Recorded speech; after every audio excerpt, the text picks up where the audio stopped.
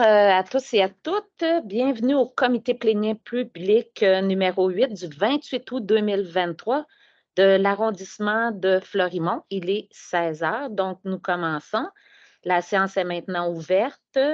L'avis de convocation a été envoyé à tout le monde. D'ailleurs, nous sommes toutes ici. Procès-verbaux, point 4.1.1, lecture et adoption du procès-verbal numéro 7 du 3 juillet 2023. Donc, est-ce que ça convenait à tout le monde? Nous en avons pris connaissance, oui. Donc, le procès-verbal est accepté. Ce qui nous amène au point 5.1.1, priorisation des requêtes en circulation pour l'arrondissement de Florimont, bien entendu. Monsieur Blais, je vous cède la parole. Oui, merci, Madame la Présidente. Alors, pour ce point, il est demandé au Conseil d'arrondissement de prioriser les nouvelles requêtes en circulation pour qu'on puisse les transmettre par la suite au service d'infrastructures urbaines pour analyse et recommandation. Donc, je vous explique qu'il y a eu déjà une communication qui a eu lieu avec chaque demandeur de ces requêtes-là, afin de détailler la nature de chacune de celles-ci. Cette étape a permis au coordonnateur Paul Chapdelaine de pondérer les requêtes à partir d'une grille d'analyse qui traite des critères suivants. Donc, l'ancienneté de la requête, l'historique, les problèmes identifiés là, au préalable, donc aussi la densité du secteur, les impacts sur le milieu de vie et les enjeux de sécurité, en exemple, présence de parcs, écoles, garderies extérieures. Donc, la première requête que je vous expose, c'est celle qui concerne la rue Brulotte-Couturier. Donc, il s'agit d'une problématique là, transmise là, au sujet de vitesse des véhicules qui, selon les citoyens, dépassent régulièrement les 50 km/h dans une zone résidentielle à forte concentration familiale. Donc, il y a eu des pancartes de Vise 40 de notre campagne de sensibilisation qui ont été installées. Mais puis, une problématique de bruit liée aux fortes accélérations à l'arrêt situé à l'intersection Brulotte et Couturier. Donc, la demande est qu'il y ait la présence de bandes cyclables sur le côté. Et puis, ça dit que ça ne semble pas avoir fait diminuer la vitesse. Donc, ce n'est pas une demande de présence de bandes cyclables. Ils sont déjà là, sauf qu'ils demandent l'intervention sur la vitesse dans cette rue-là. Donc, la pondération là, du coordonnateur est de 31 sur 46 là, au niveau des critères identifiés. Donc, j'y vais. Et puis, est-ce que vous allez par la suite, je présente les 4 requêtes? C'est bien ça, Madame la Présidente? Oui, parfait, merci. Puis, on prendra les questions par la suite. La deuxième requête, ça concerne la rue Adélard-Dumas. Donc, c'est une rue familiale avec plusieurs jeunes enfants. Il semblerait que les tournants de cette rue-là créent une visibilité réduite. Et dans la partie plus droite, les gens accélèrent de façon exagérée à cause de la pente, selon les citoyens. Il y a aussi une garderie familiale sur la rue, des enfants à bas âge qui jouent dans la rue. La limite de vitesse de 50 km/h est beaucoup trop élevée et même les automobilistes ne la respectent pas. Donc, il demande d'avoir une intervention au niveau de la vitesse. Cette pondération effectuée par le coordonnateur est de 27 sur 46. Merci. La troisième requête elle concerne la rue La Chapelle. Donc, c'est une problématique aussi de vitesse. Ce qui est rapporté, c'est qu'il y a beaucoup de circulation à haute vitesse, de gens qui veulent éviter la lumière du chemin Galt et de la rue Galt et du chemin Galvin. Donc, c'est probablement cette problématique se déroule toute la journée et particulièrement aux heures de pointe. Donc, il y a beaucoup de circulation à haute vitesse sur la rue de la Chapelle. Comme on dit, il s'agit souvent on dirait d'un shortcut, selon certains. Donc, la solution, il propose une zone de 30 km/h, bollards, dos d'âne, radar pédagogique, entre autres. Donc, la pondération est de 23 sur 46. La quatrième requête Elle concerne la rue Lafontaine. Donc, la problématique de vitesse est rapportée de la façon suivante. Donc, c'est une vitesse qui commence tôt le matin. C'est quand les gens se transportent au travail. Donc, surtout pendant les heures de pointe, ça roule aussi vite durant la soirée. Une pondération de 23 sur 46. Donc, il s'agit de voir si la pondération est bonne pour voir si les priorités qu'on va donner au service des infrastructures urbaines conviennent. Oui, Madame Le Tarc-Lavoie.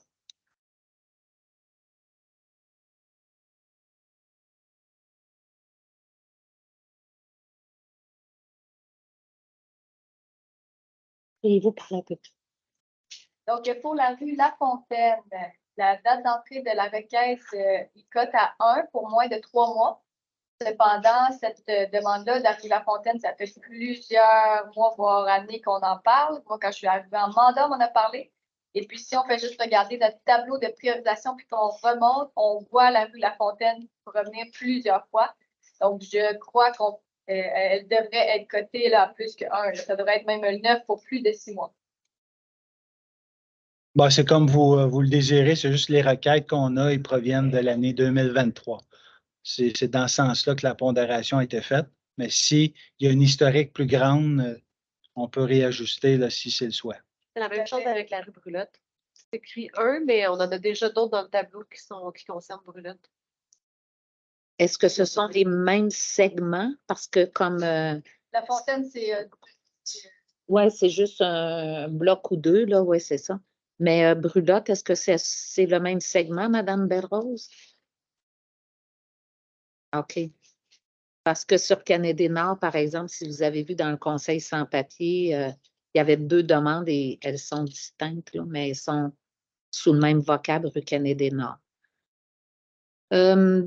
Donc, mais est-ce que c'est une nouvelle problématique ou c'est la même? Parce que, bon, de toute façon, ils vont l'étudier. Parce qu'elle a déjà été étudiée puis elle a eu sa réponse, la rue Lafontaine.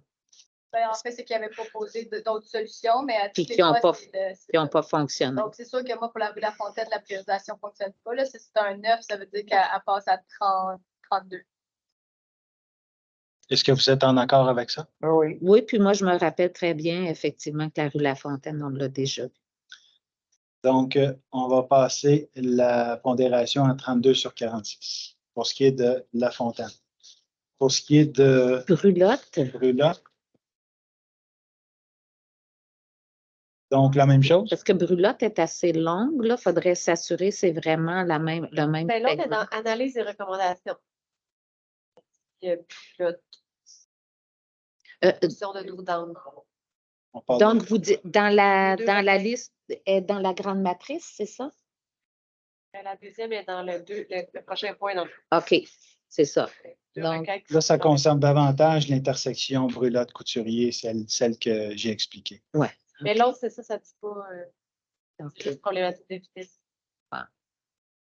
Donc, je dirais c'est peut-être 2 différentes. Là. La proposition, c'est d'installer un dos down où il y a l'arrêt, où il y a les arrêts. De nos services, c'était d'installer un dos down? Ouais. Ou c'est la demande des citoyens? Ah, c'est la demande des citoyens. C'est la demande citoyenne présentement. L'autre point, c'est pour recommandation au conseil municipal. Donc, est-ce qu'on irait avec un 3 ou un 9 pour cette demande-là ou on reste à 1 comme pondération pour concernant coin Brulotte, Couturier? Ou y a-t-il un point intermédiaire dans le fond? Parce que, donc, si on dit que c'est une problématique de vitesse généralisée sur Brulotte, puis là, il y a cette intersection-là pour laquelle on nous interpelle, on peut peut-être y aller avec un point milieu. En fait, moi, ce que je comprends des citoyens, c'est que depuis qu'on a mis les 2 bandes cyclables, ça crée comme l'impression que la route est élargie. Fait que c'est ça, ça fait en sorte que les gens ils roulent plus vite. Fait que d'une demande à l'autre, c'est la problématique de vitesse. Fait que pour moi, c'est comme un peu la même demande, la même problématique. Bon, Je mettrais la pondération plus haut.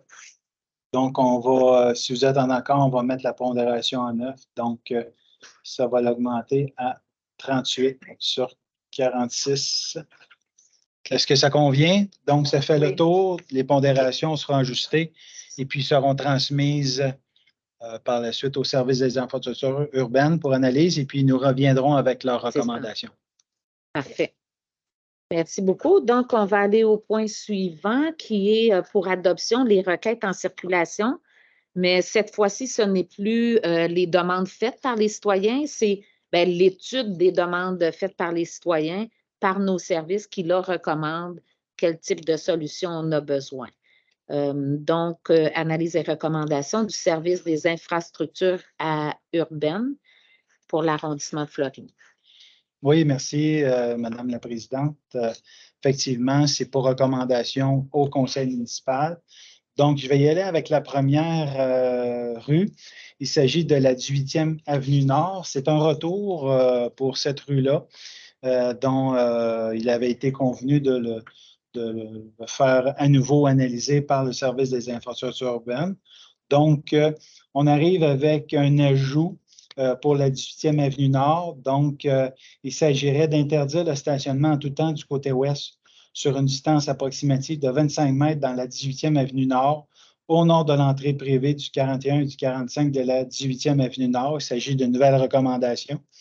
Et puis, de mettre de l'avant la campagne de sensibilisation à la réduction de la vitesse à l'été 2023, même s'il reste d'ici peu de temps, d'ici la fin de l'été et aussi en 2024. Pas de commentaire par rapport aux recommandations, là, tu sais, quand ils disent poursuivre la campagne de sensibilisation, mais on ne sait pas s'ils vont mettre un. Parce que là, il n'y a pas de voleur en plein milieu de la rue. Tu sais, ça serait bien que ça soit indiqué. Parce que tu sais, si c'est juste que les affiches de sensibilisation sont présentes à l'arrondissement pour que les citoyens y aillent les chercher, ben, tu sais, il y a comme deux mesures là, différentes. Ouais. Ben, c'est que pour ce qui est de la campagne, c'est que ça va être les affiches. Il n'y aura pas de ballards qui seront installés selon ce qui est dans l'affiche. Donc, ça va être vraiment les affiches VIS 40 qui vont être remis aux citoyens. L'interdiction de stationner, c'est quand ils sortaient de l'immeuble, il n'y avait pas de légitimité de la rue. Oui.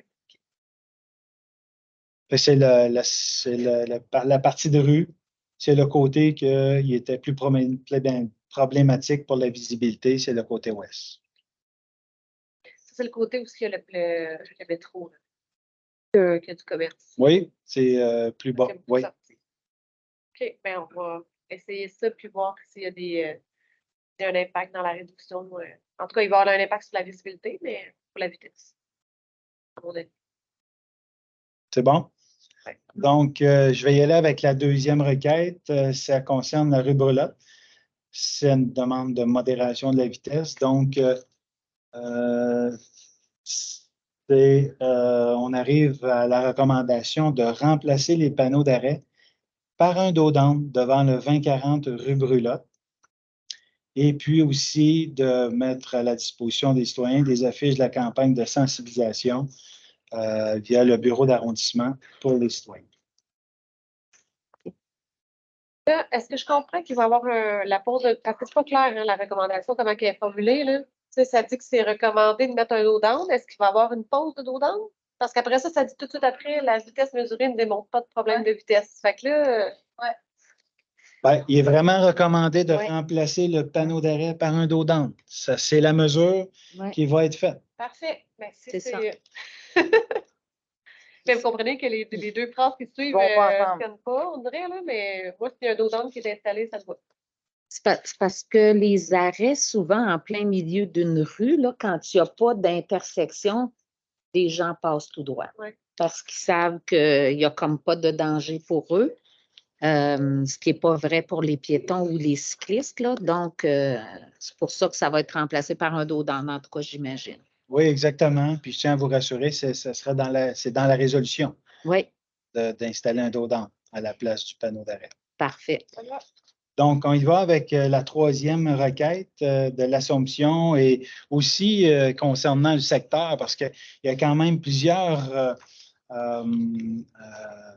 interventions qui vont être faites parce que Ça avait déjà été présenté, mais évidemment, Mme Dauphinet avait mentionné qu'il y avait d'autres interventions qui étaient demandées dans le secteur. Donc, c'est pour ça qu'on arrive avec plusieurs éléments. Est-ce que vous voulez que j'en fasse la lecture au complet de ces recommandations-là? Peut-être pour le bénéfice des citoyens du coin. OK. Parfait. Donc, le service des infrastructures urbaines recommande de marquer des bandes de traverse blanches pour la traversée sud et la traversée ouest de l'intersection des rues Thérille et Trieste. Donc, c'est un peu ça là où les étudiants, les écoliers traversent là, pour se rendre à l'école. Effectivement, il faut comprendre qu'il y a une école primaire à proximité. Donc, tracer un couloir de traverse le long de l'axe de la rue Thérille à l'intersection de la rue de l'Assomption. Comme troisième intervention, tracer des avancées de trottoir dans la rue de l'Assomption à l'intersection de la rue Thérille. Quatrième intervention, tracer un corridor de marche dans la rue Trieste, de la rue Thérille à la rue Langlois. Par la suite, tracer des lignes de stationnement dans la rue Trieste entre les rues Thérille et Lemaire. Autre intervention, tracer des lignes de stationnement dans les rues Trieste et de l'Assomption entre les rues Thérille et Langlois. Autre élément, tracer des avancées de trottoir dans la rue Trieste du côté est sur approximativement 10 mètres dans l'approche sud de l'intersection avec la rue Thérille.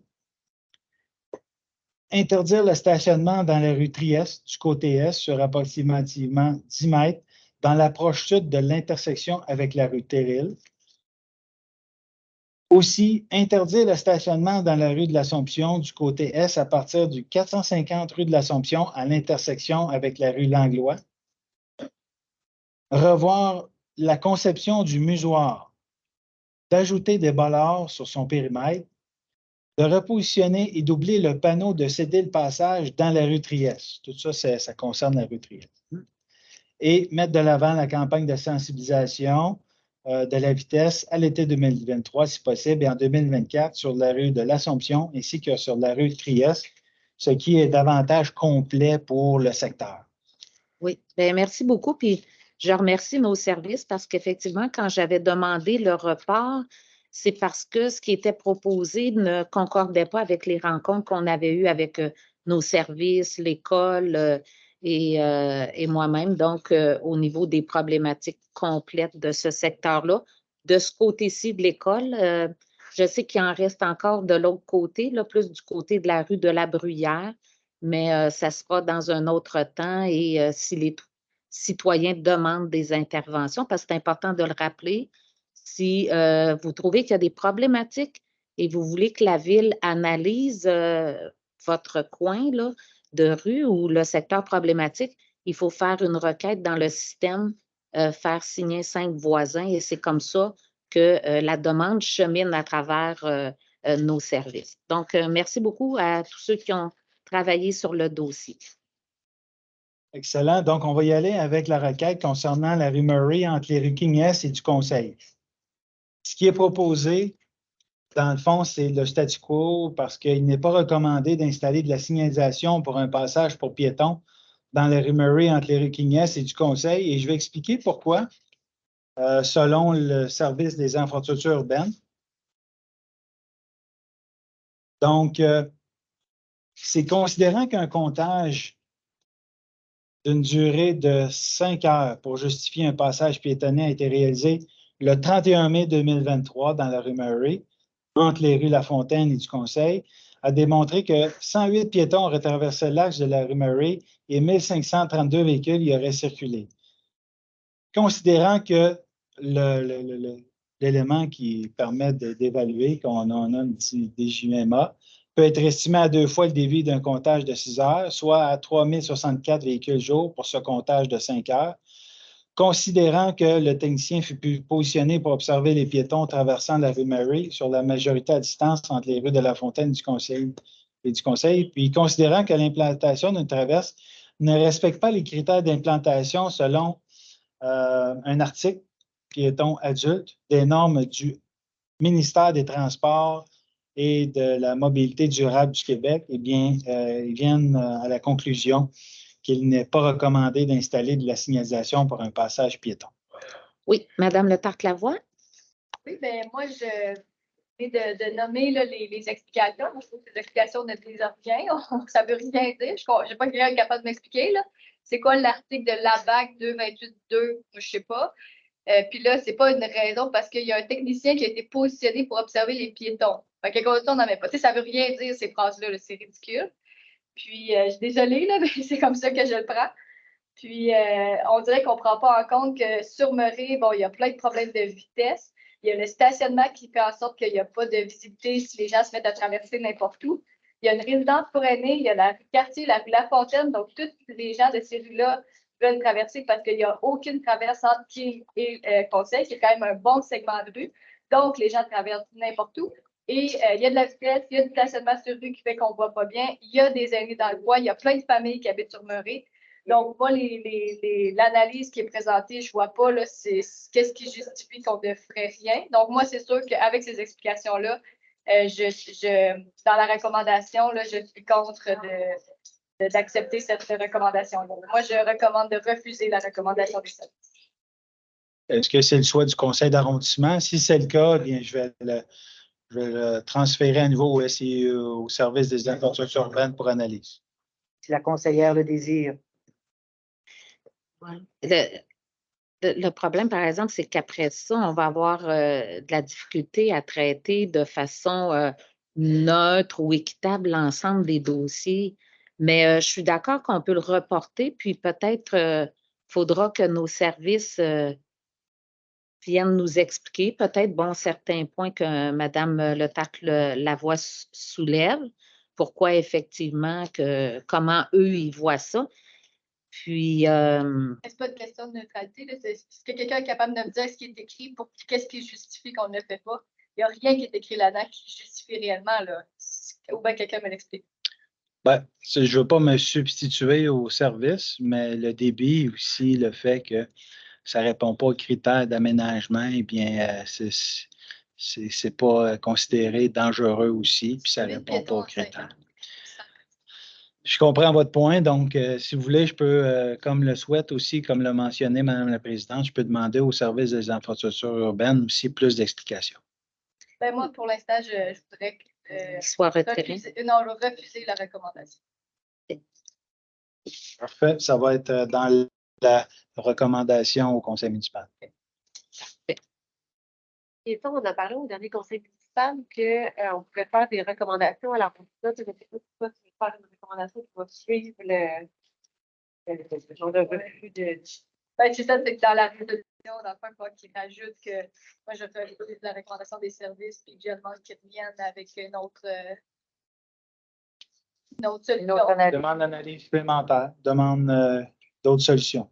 Ben, c'est sûr que moi, je pense qu'il devrait y avoir une traverse piétonne à quelque part dans le segment, peut-être devant la résidence Murray, là, ça serait logique. Mais est-ce que c'est pas la deuxième fois qu'il est retiré, ce dossier-là, de la rue Murray, ou c'est la première fois? Non, il y avait eu une autre demande sur Murray. Pour un stop. OK, pour un stop. Donc, parfait. Cette demande-là, c'est la première fois qu'elle est retirée. Parfait. Donc, complément d'information, peut-être même, il pourrait venir le faire en personne ici, lors d'une prochaine rencontre. Oui, je vais en faire la demande. Parfait, merci beaucoup. Donc, la prochaine requête, c'est une requête qui touche la rue du Prince-Rupert. C'est une demande de modération de la vitesse. Donc, je vais en faire la lecture. Donc, les citoyens voulaient absolument un trottoir. Donc, ce qui est recommandé, c'est de tracer un corridor de marche de 1,50 m de largeur et d'interdire le stationnement sur le côté nord de la rue du Prince-Rupert, entre les rues Walsh et du Delaware. Et de mettre de l'avant la campagne de sensibilisation à la réduction de la vitesse à l'été 2023, si possible, et en 2024.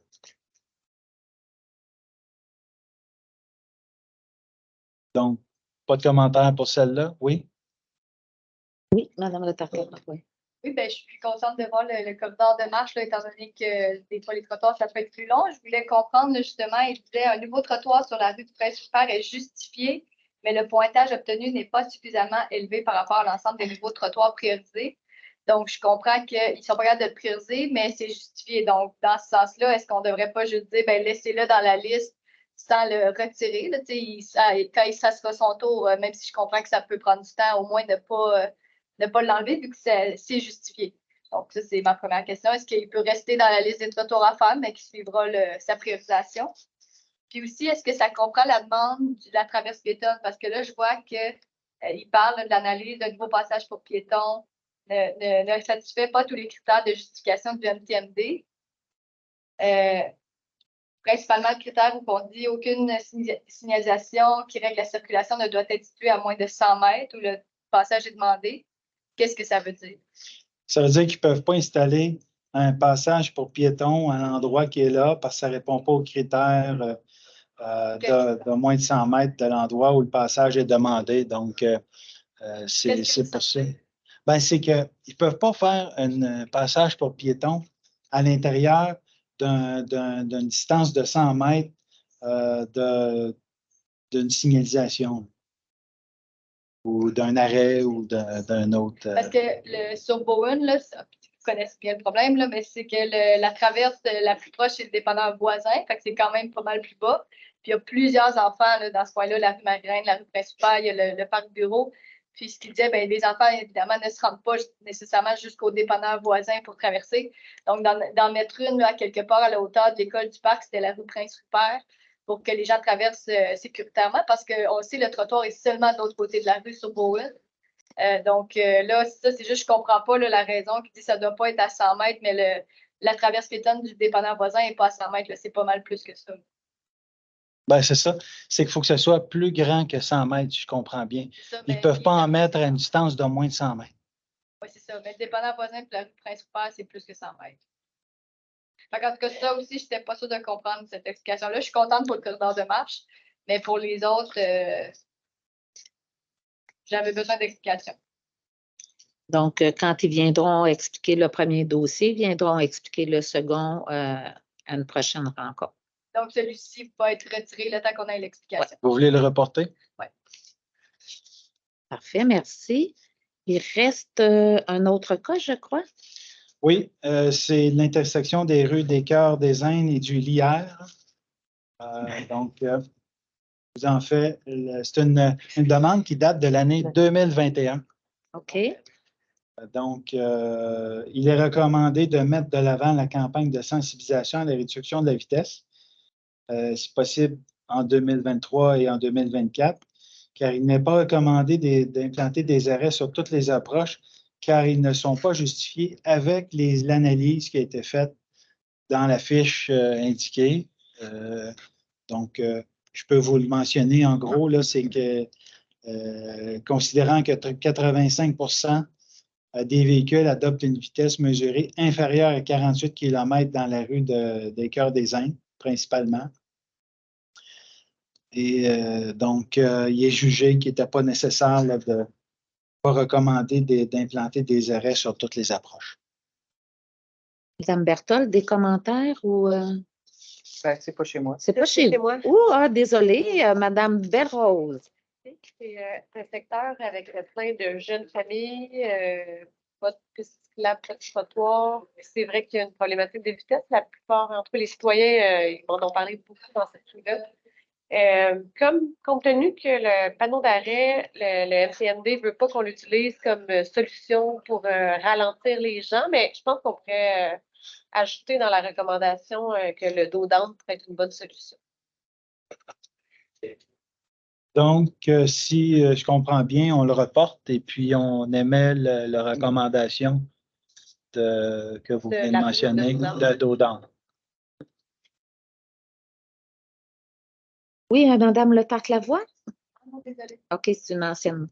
C'est ça, Monsieur le directeur d'arrondissement, je pense qu'il va falloir avoir une mise à jour, une discussion, là, je ne sais pas à quel endroit, parce que là, si les conseillers, on peut venir nous comme décréter une recommandation qui va à l'encontre de nos services, bien, est-ce qu'il faut les justifier? Par quoi? Comment? Donc, je pense que c'est une discussion qu'il va falloir avoir, là. Je ne sais pas si vous êtes d'accord avec moi, mais c'est parce que ce n'est pas comme ça qu'on procède habituellement. Ben, c'est notre pouvoir d'élu, c'est de faire des recommandations, des résolutions. Fait que notre résolution du conseil d'arrondissement, on est autonome, on a le pouvoir.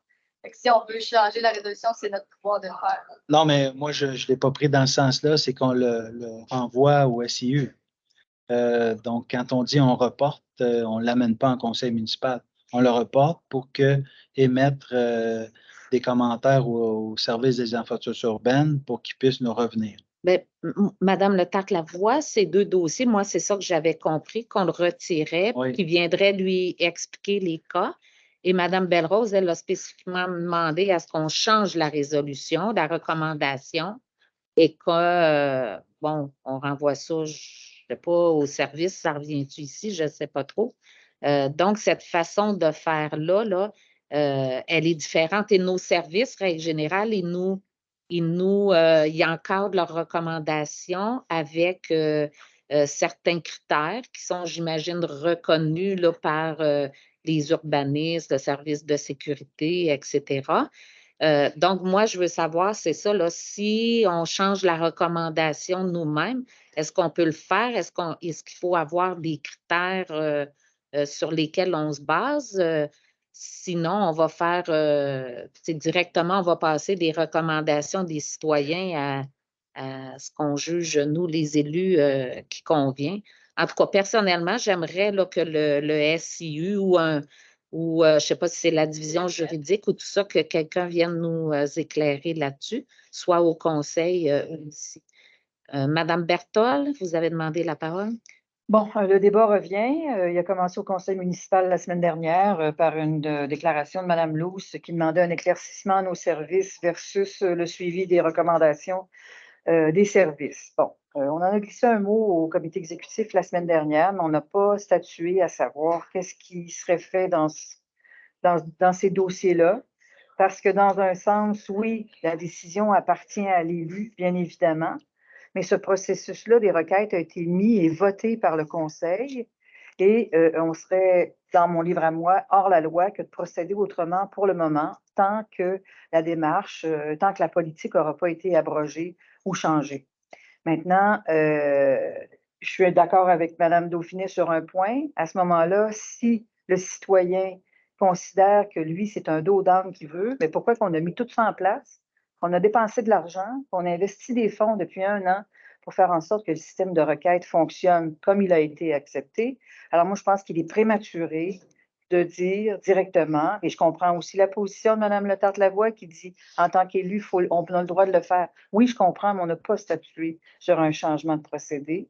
Donc, sagement, je retirerai la requête, puis j'attendrai que le conseil se soit positionné ou que la commission de la sécurité ait émis une nouvelle politique, des changements à la politique, puis je trouve qu'on met la charrue avant les bœufs, là, mais c'est c'est ce que je pense. Parfait. Merci, Madame Le Tarc-Lavoie. Je ne parle pas de changer la procédure des requêtes. C'est correct comme la procédure est faite, puis l'expertise que nos services nous amènent, c'est parfait, c'est ce qu'il faut. Mais après ça, les élus, on prend les informations avec l'expertise de nos services, puis on prend ultimement la décision. Et moi, ce que je dis, c'est que les résolutions, la partie résolution nous appartient comme élus. En conseil exécutif, c'est ce qu'on fait. Là, on a des recommandations. C'est pour ça que quand on va en conseil municipal, on dit tout le temps aller ouvrir la résolution. Parce que comme élu, on a le droit de changer la résolution. Et moi, je disais pour le dossier de Murray, je veux que dans la résolution, on mette que moi, je refuse la recommandation, puis je veux qu'elle revienne. Je ne dis pas que je veux changer la procédure, je veux juste que ça soit écrit, puis que ça soit. La résolution, c'est nous qui pouvons décider ce qu'on met dedans. C'est tout ce que j'apporte, mais effectivement, si on veut l'éclaircir, ça serait bon. Puis je pense que c'est avec le greffe qui doit nous informer de ces procédures-là.